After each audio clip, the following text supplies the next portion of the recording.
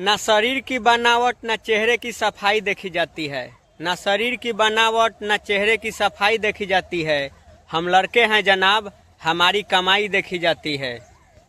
ना करे के तहरा कुछ लूर बा आ लइका चाही सरकारी नौकरी वाला। ना करे के तहरा कुछ लूर बा आ लइका चाही सरकारी नौकरी वाला।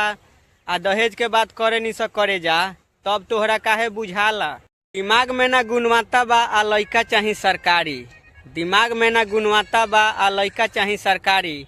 कहाँ से देख ले करे जा सपना, पहले ठीक से तू काटे के सीख ल तरकारी। इक्स में जे पड़ गयल देखा आजो काटत उजेल बा। इक्स में जे पड़ गयल देखा आजो काटत उजेल बा। आ आदमी के बात का करत रू करे जा, तहार सकल चुड़ैलो से भी फेल बा। बाबू माई के भेज देतरू खोजे के लइका विदेशी। बाबू माई के भेज देतरू खोजे के लइका विदेशी। तब काहे डेरा तरु करे जा, दहेज देहे से बेसी।